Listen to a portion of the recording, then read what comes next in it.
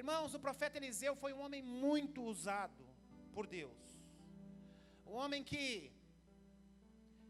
antes da partida de Elias, ele faz um pedido ao Senhor. E ele diz: Senhor, ele não pede carro, ele não pede casa, ele não pede posse, ele não pede dinheiro, ele não pede ouro. Ele pede: Senhor, eu quero uma porção dobrada daquilo que o Senhor fez através da vida deste homem. Senhor, me dá uma porção dobrada, porque o Senhor já fez tantas coisas através da vida deste homem, usa-me também. E o Senhor atendeu o desejo daquele homem. E o que estava acontecendo aqui, irmãos? Quem são esses moços? Quem são esses jovens? Esses discípulos dos profetas que chegam com o coração inquieto, chegam até Eliseu e dizem: profeta, Senhor, o lugar aqui em que habitamos, o lugar em que estamos é estreito, está pequeno demais para nós. Precisamos avançar, precisamos ir além, está ficando pequeno. Quem eram esses jovens? Quem eram esses moços? Esses moços, irmãos, esses jovens, eram os filhos dos profetas. E eles eram alunos, eles estavam na escola de profetas. Nesse tempo e nessa região, havia muitas escolas de profetas. E estes jovens estavam reunidos ali para aprender mais a respeito de Deus, para aprender a respeito da palavra de Deus, para aprender a respeito das profecias. Ou seja, eram jovens que tinham chamado de Deus e estavam ali retirados, separados para um dia se tornarem profetas, assim como Eliseu. E ali, aquele grupo, um deles decidiu, um deles sentiu no coração, um deles buscou a Deus e começou aquela inquietação no coração, aquele incômodo, dizendo: este lugar para nós está pequeno. E aí eu fico imaginando, irmãos, quando eles iam jogar o futebolzinho deles, ou quando eles iam tomar o café da manhã, ou quando eles iam almoçar ou jantar, ou à noite, antes de dormir, aquela inquietação, um falava para o outro: mas e aí? Quem vai falar para o profeta? Quem vai falar para o homem de Deus? Ah, fala você. Eu imagino, porque estava acima da hierarquia deles. E eu imagino que alguns deles, pelo fato de Deus não ter falado por intermédio do profeta, pelo menos o texto diz isso, Deus até poderia ter falado e ter revelado essa inquietação ao profeta, mas o texto não sugere. Então, eu imagino a inquietação deles do primeiro para abrir o coração e contar para o profeta o que ele estava sentindo. Mas chega um determinado momento, irmãos, que um daqueles moços chega até o profeta e lança a inquietação do seu coração. Sabe o que eu aprendo aqui, irmãos? Todo crescimento começa com uma inquietação no coração. Todo crescimento começa com incômodo. Isso nos mostra que eu e você não podemos viver conformados da maneira que vivemos. Precisamos ser gratos, sim, por tudo aquilo que o Senhor nos concedeu, tudo aquilo que Deus tem feito na nossa vida, tudo aquilo que Deus tem liberado e feito em nós e através de nós. Entretanto, nós precisamos ter uma inquietação santa em sempre querer ser melhor pai, melhor marido, melhor esposa, melhor empresário, melhor funcionário, melhor tudo, melhor servo de Deus. E essa inquietação chegou a um determinado ponto que esse moço não podia guardar. E ele chega até o profeta, e ele abre o seu coração e ele diz: Senhor, o lugar que estamos é pequeno, o lugar que nós estamos é estreito, nós precisamos avançar, nós precisamos crescer. Deixa eu falar um negócio para você aqui hoje, ó. Eu não sei, eu ia pregar outra coisa. Na quinta-feira o Senhor trouxe essa palavra no meu coração, sabe dizendo o quê? Deixa eu profetizar na sua vida aí, e se você estiver atento, você pega. O Senhor mandou eu profetizar aqui na sua vida, que tem gente aqui que vai avançar, precisa avançar e quer avançar. Tenho certeza, esta palavra veio para aqueles que desejam avançar no nome do Senhor. Eu não sei se é na sua vida profissional, eu não sei se é na sua vida espiritual, eu não sei se é no seu casamento, eu não sei onde é, talvez seja em todas as áreas, mas esta palavra vem para aqueles que estão com o coração inquieto, como esse moço, dizendo: o lugar está pequeno, eu preciso avançar, as coisas não estão tão bem, eu preciso ir adiante. Deixa eu falar um negócio para você, irmãos. todo o crescimento, todo o avanço começa com uma inquietação no coração. Uma inquietação no coração.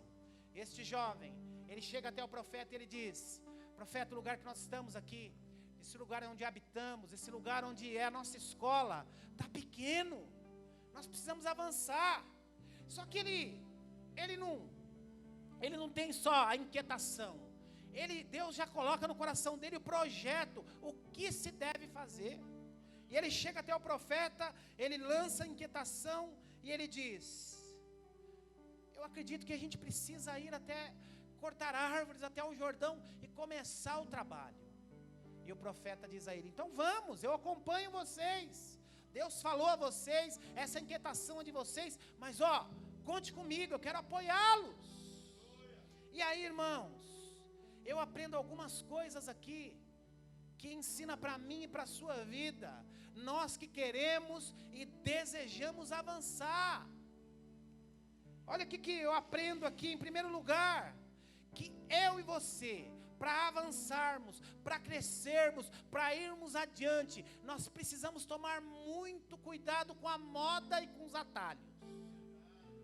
Tem um monte de gente que para crescer, para avançar, entra pelos atalhos ou vai atrás do modismo. Deixa eu falar um negócio para você. Aquilo que talvez Deus queira fazer na minha vida, talvez na sua vida Ele queira fazer de um modo diferente. Aquilo que Ele faz na sua vida, talvez Ele vai fazer de maneira completamente diferente da vida do seu vizinho, da sua vizinha.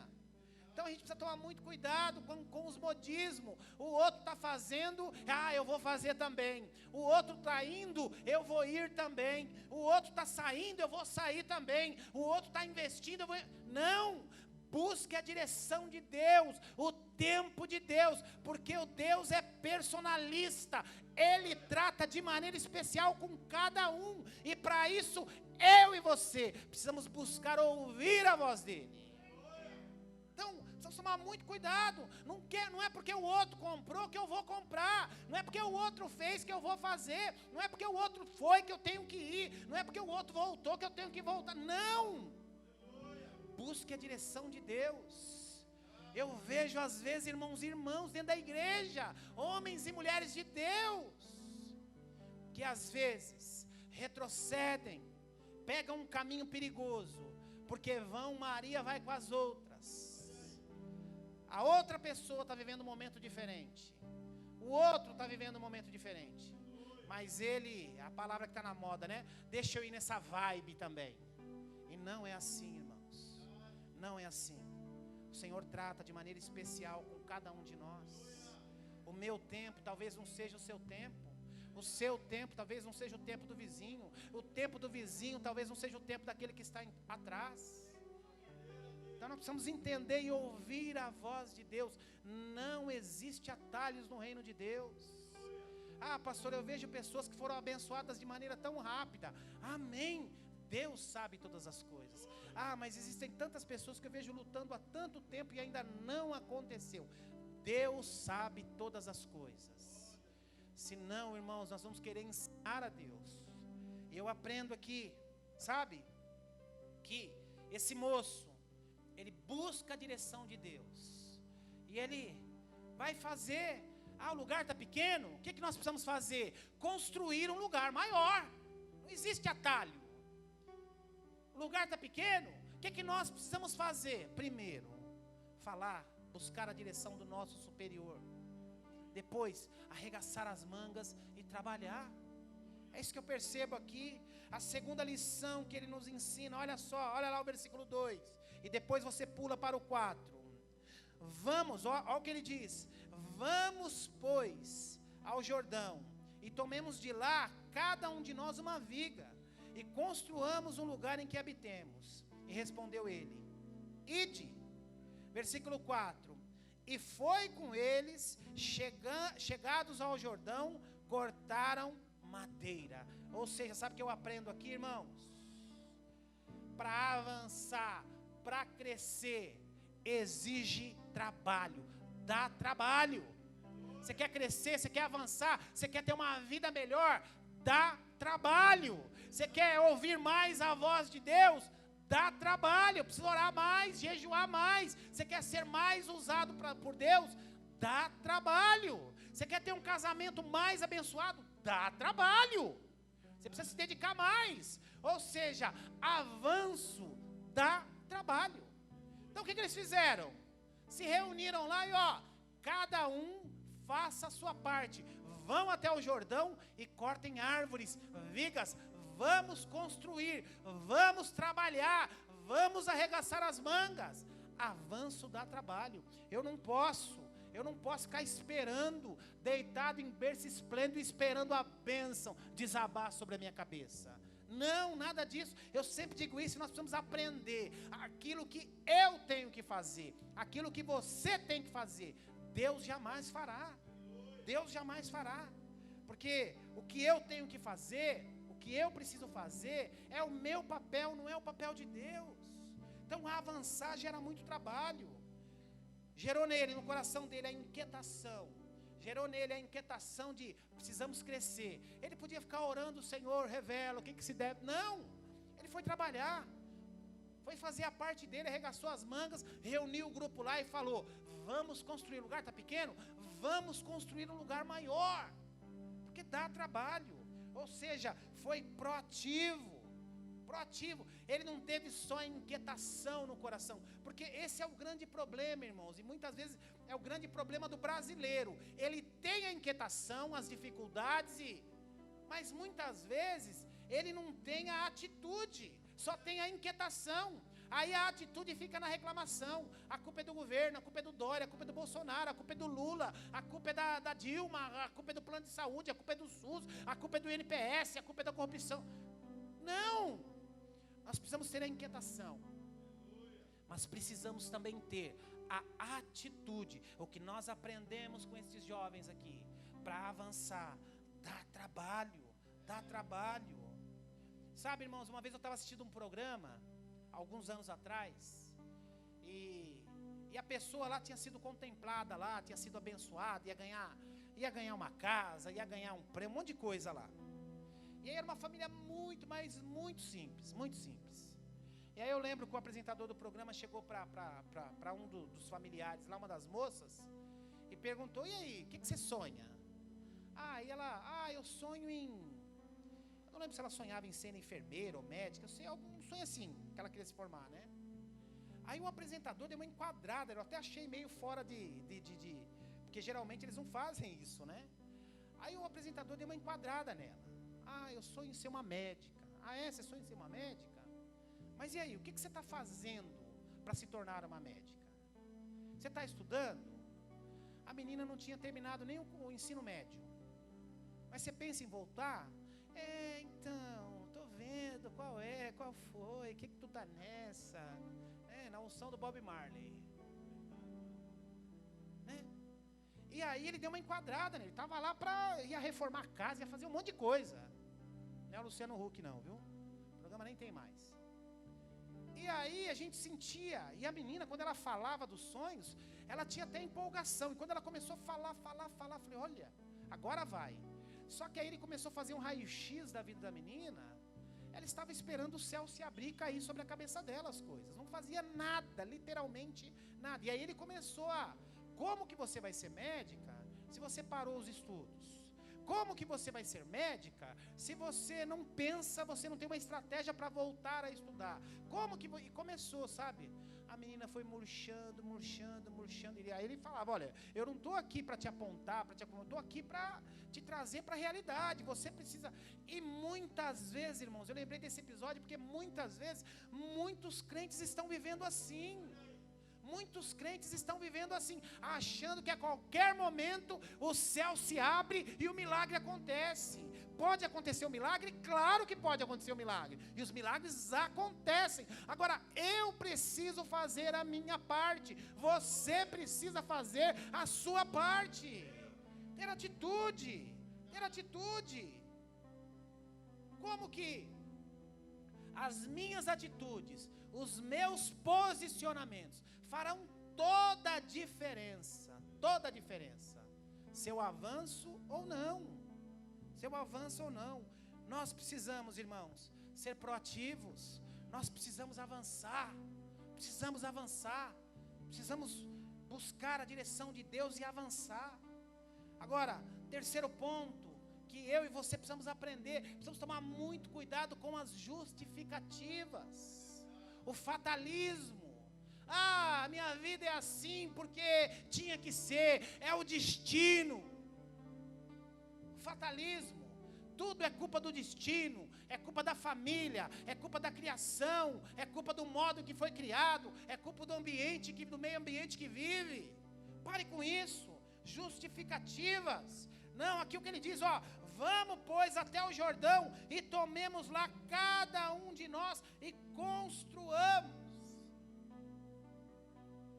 um novo lugar, um novo espaço, já que aqui, ou seja, tinha propósito, tinha convicção, arregaçou as mangas e disse, vamos para cima.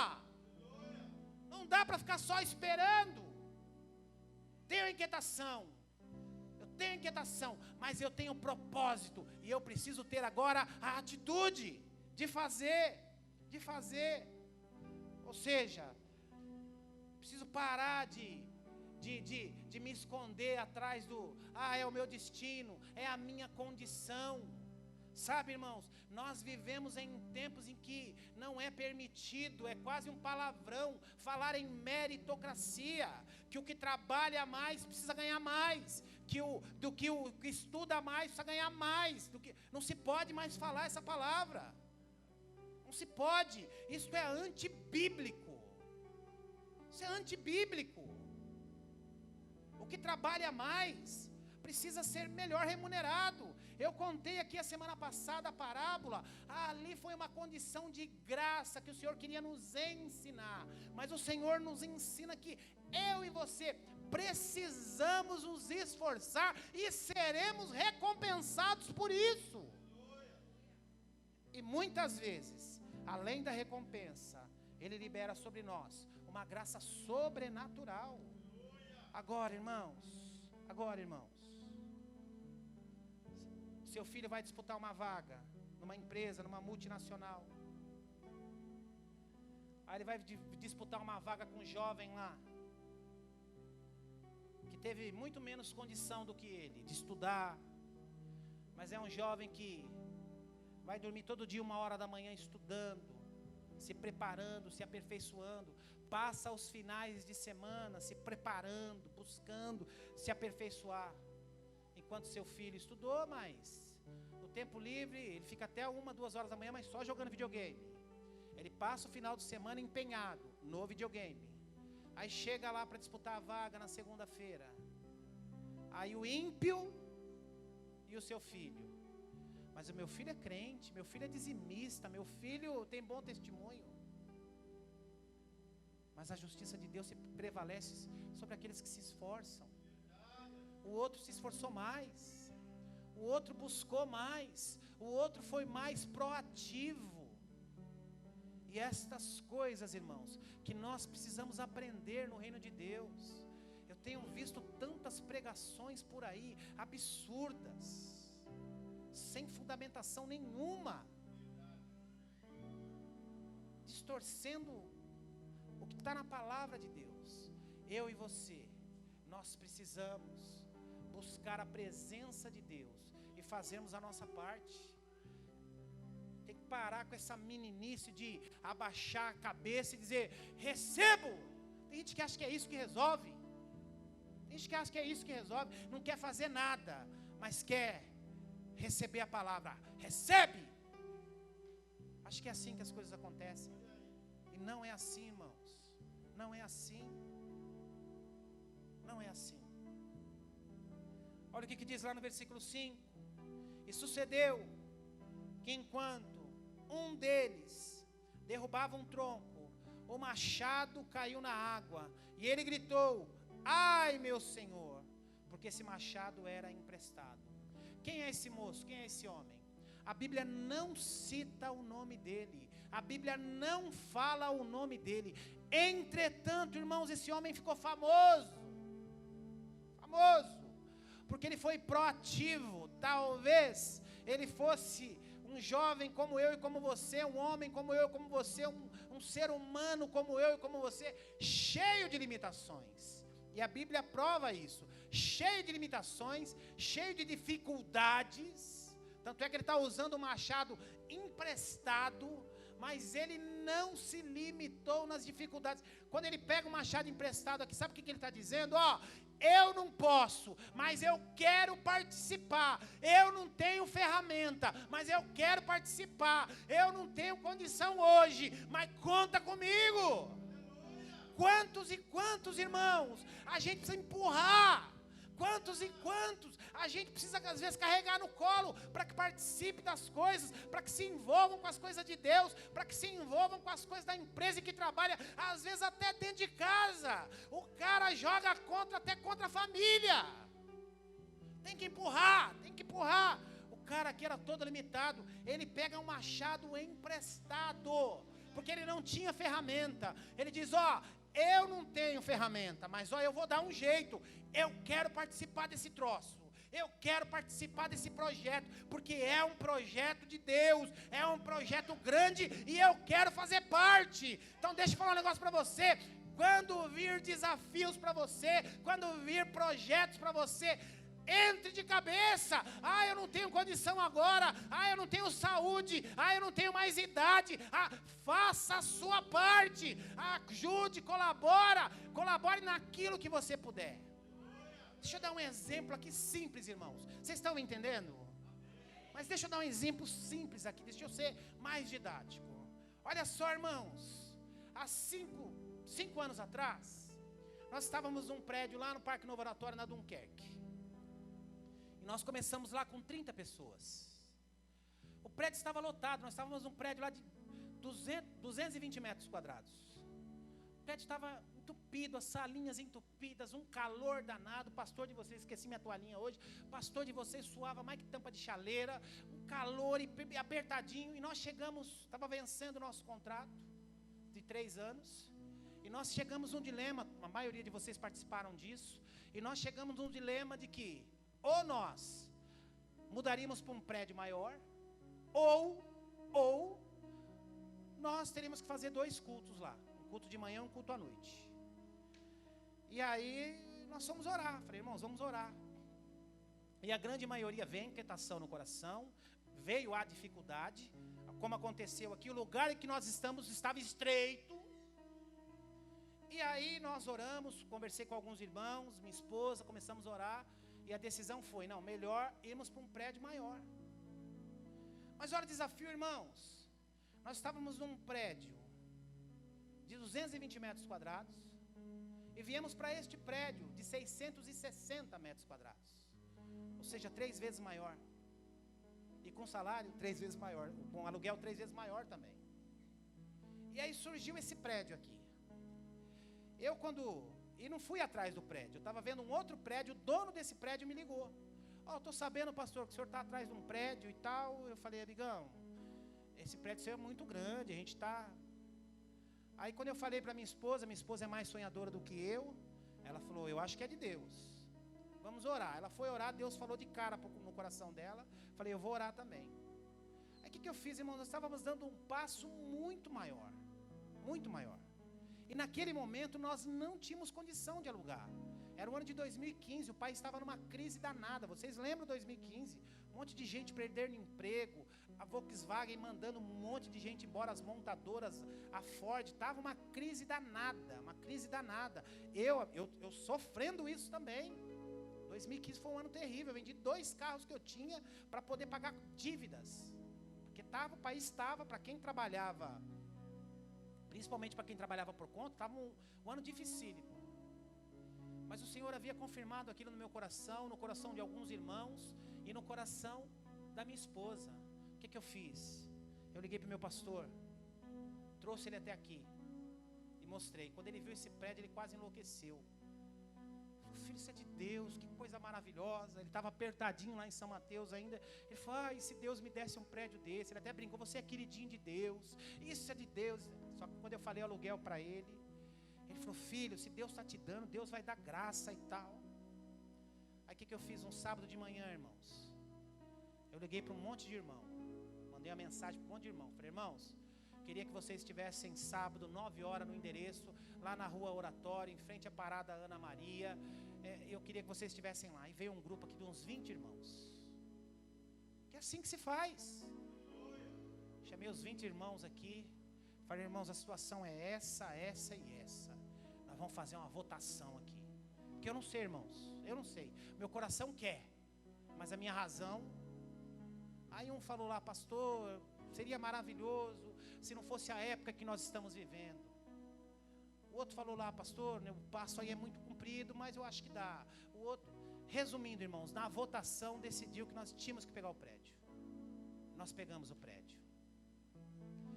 E aí, irmãos, de lá para cá foi só bênção que o Senhor fez. Mas sabe que isso, quando a gente busca a direção de Deus, a direção de Deus. E aí, falando da questão da proatividade, nós não tínhamos dinheiro para arrumar o prédio, para pagar a mão de obra.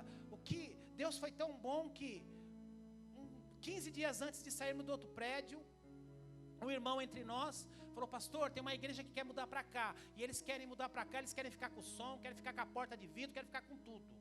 E ainda nós conseguimos vender por um preço barato, conseguimos vender o somzinho velho que nós tínhamos lá, a porta de vidro, as instalações, um púlpito de madeira, ainda conseguimos. Só que o pastor de lá falou assim, só pastor, que eu vou te pagar com 10 cheques, pode ser? Amém. E nós começamos a fazer a reforma aqui.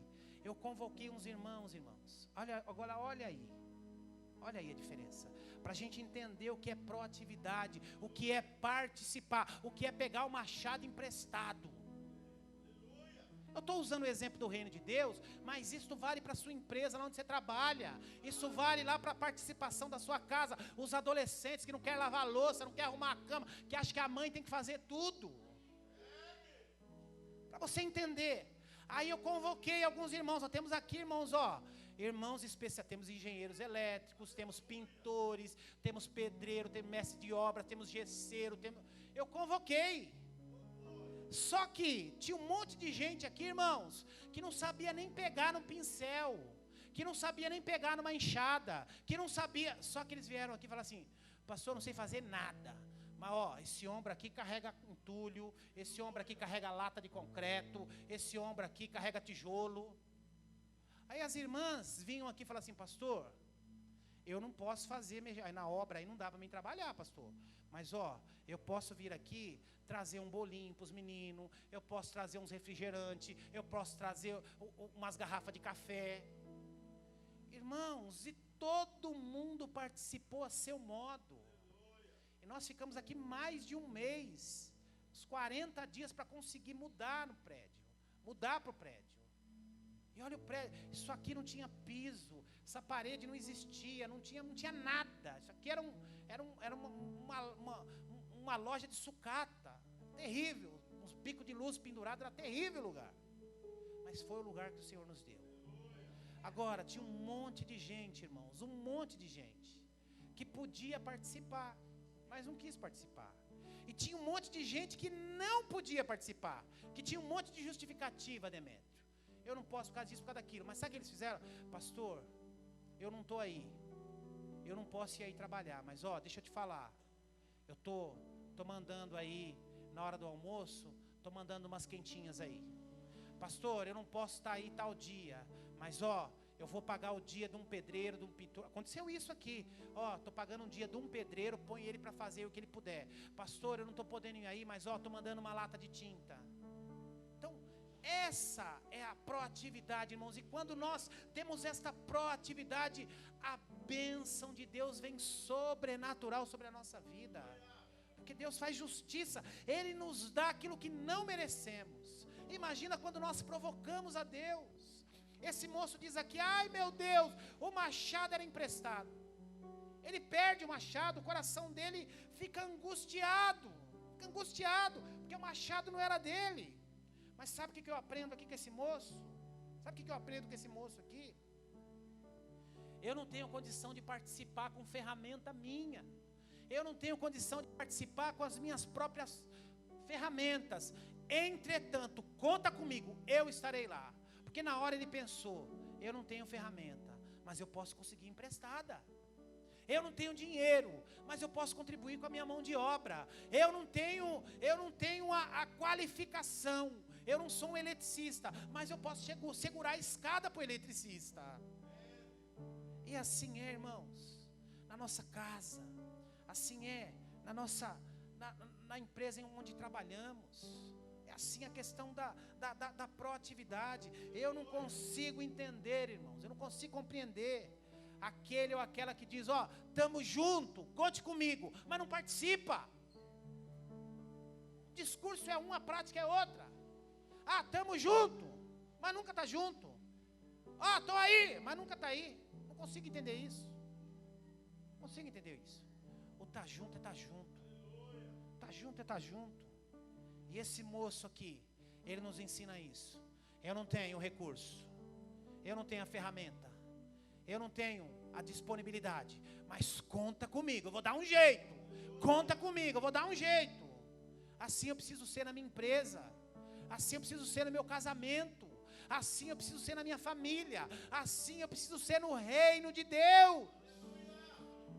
Sim, nós precisamos ser, para avançar, irmãos, para avançar. Tem um monte de gente aqui, ó, no fatalismo. Ah, porque na minha família ninguém se formou. Ah, porque na minha família também, irmãos. Meus pais não fizeram nem o ginásio, nem meu pai, nem minha mãe. Eu e os meus irmãos todos fizemos faculdade. A grande maioria. E a maioria depois de casado. Agora a gente ia se prender a isso. Se prender a isso.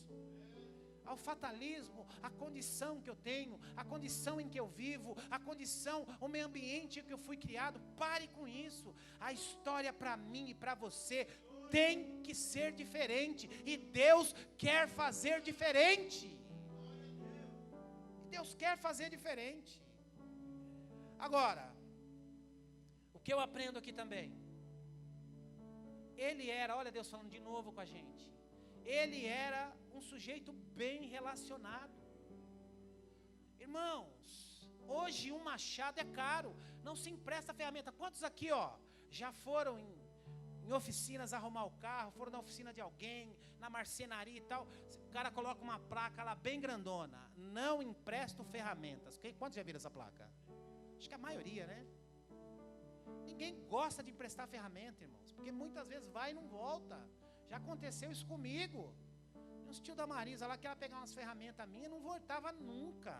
Chave inglesa, eu acho que é a quinta chave inglesa que eu compro. Chave inglesa vai e não volta. Mas amém, para não arrumar briga, né? Ficava quieto, né? Então assim, vocês ficam imaginando, irmãos, o machado era uma ferramenta nobre, uma ferramenta cara nessa época. Então não era algo que se emprestava. Entretanto, esse moço era bem relacionado, ele tinha bons relacionamentos, que ele consegue um machado emprestado. Sabe o que isso ensina para mim e para você? Que eu e você precisamos investir em relacionamentos, em bons relacionamentos. Nós precisamos nos relacionar. Nós precisamos nos relacionar, irmãos. Bons relacionamentos só nos trarão bons frutos. Tem gente que não se relaciona com ninguém, para ele ninguém presta, só ele presta. Para ele ninguém é confiável, só ele é confiável. E vive naquela redoma, parecendo um bicho. Pare com isso. Invista em relacionamentos, em bons relacionamentos. Invista.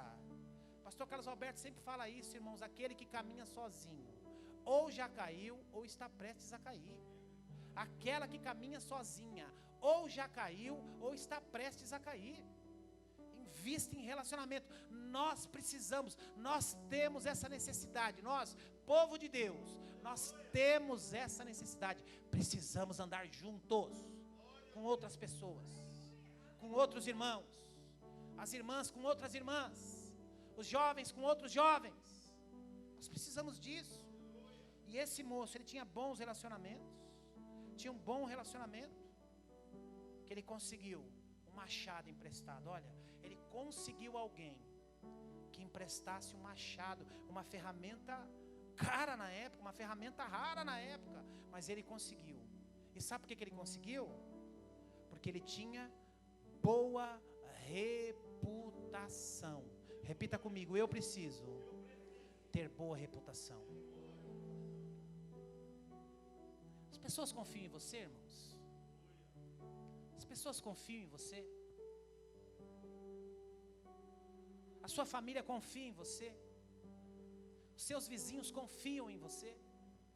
Nós precisamos ter boa reputação, irmãos. Esse camarada aqui, esse jovem, ele só conseguiu o machado emprestado porque ele tinha boa reputação. As pessoas, quando você pede algo emprestado, as pessoas emprestam. Ou melhor, quando você pega algo emprestado, você devolve. Tinha boa reputação. Essa semana eu fiquei tão triste, irmãos, mas tão triste. Um amigo meu, um homem de Deus, porque sabe, senhor Ivaldo, se fosse alguém qualquer, eu nem daria atenção, mas um homem de Deus, um amigo meu de uma outra igreja, um empresário, ele falando para mim das experiências dele, ele falou para mim assim, ele falou: olha, Josimar, pastor, ele falou: pastor, os piores funcionários que eu já tive na vida foram crentes. Que coisa triste, irmãos.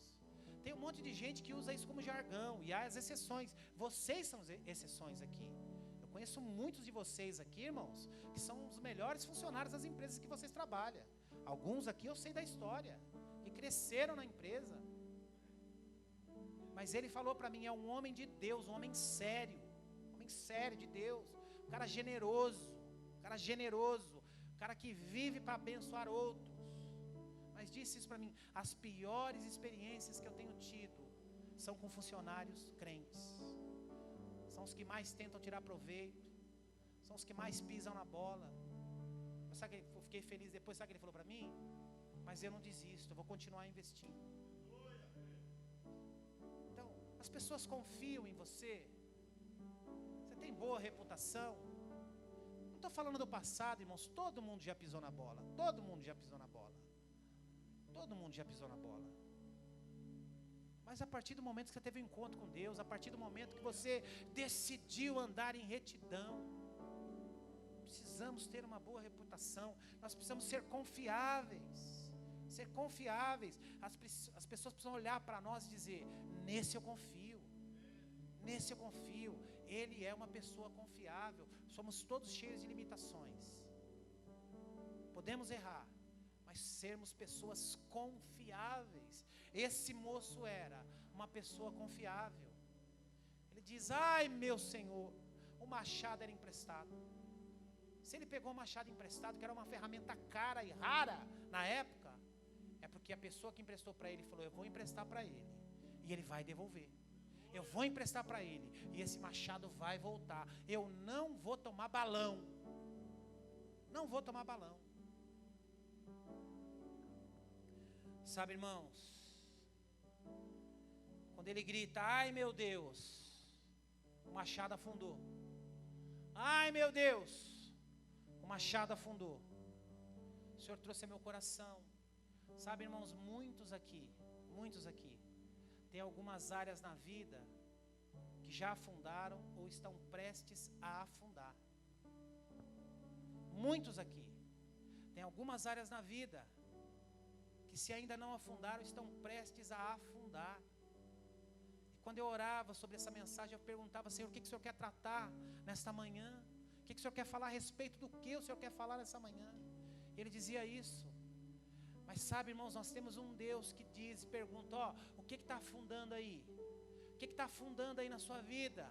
O que está prestes a afundar na sua vida? Me fala o que é. E sabe o que ele diz para mim e para você? Levanta, levanta, levanta, porque o que afundou, eu estou disposto a levantar.